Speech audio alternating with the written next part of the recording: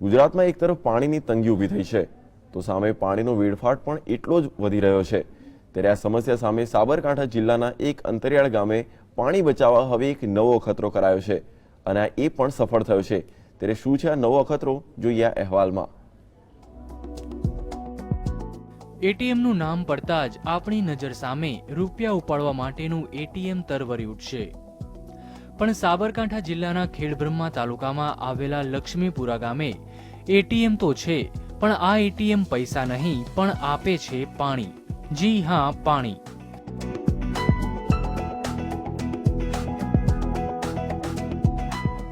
સાબરકાંઠા સહિત ગુજરાતના ઘણા જિલ્લાઓમાં પાણીની તંગી ઊભી થઈ છે, તો સામે જે વિસ્તારોમાં પાણી છે ત્યાં પાણીનો બેફામ બગાડ થઈ રહ્યો છે।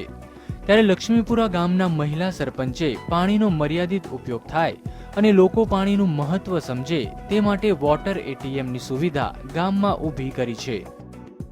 ઘણા ગામડામાં પાણીની ખૂબ જ તંગી છે। મારા ગામમાં પાણીની તંગી નથી, પણ એડવાન્સમાં મેં પાણીનો બચાવ થાય એટલા માટે મેં એટીએમ કાર્ડ લગાવ્યું છે, તેથી ગામમાં લોકો શુદ્ધ અને મિનરલ પાણી પી શકે છે।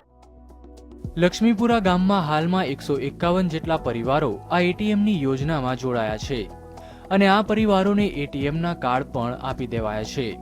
તો પંચાયત દ્વારા 5 રૂપિયાનો ચાર્જ નક્કી કરવામાં આવ્યો છે। વળી આ એટીએમ મશીનની વિશેષતા એ છે કે તેમાં સ્ક્રેચ કર્યા બાદ 20 લીટર જ પાણી નીકળે છે। જો વધુ પાણી જોઈતું હોય તો બીજી વાર કાર્ડ સ્ક્રેચ કરવું પડે। ત્યારે એટીએમ થકી શુદ્ધ પાણી મળી રહેતા અને પાણીનો બગાડ અટકતા હવે બીજા ગામના લોકો પણ અહીં આ વ્યવસ્થાની જાત માહિતી મેળવવા માટે આવે છે।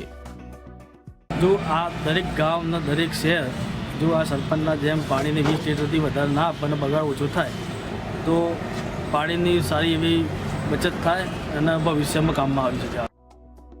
એટીએમની સુવિધાને લઈને હાલમાં તો ગામમાંથી પાણીની ગંદકી દૂર થઈ ગઈ છે, તો સામે લોકો પાણીનું મહત્વ પણ સમજવા લાગ્યા છે। ત્યારે જો આવી વ્યવસ્થા અન્ય ગામો અને શહેરો પણ અપનાવે તો પાણીનો મોટા ભાગનો થતો વેડફાટ ચોક્કસથી અટકી જાય। क्षितिज रूपाली, GSTV, साबरकांठा।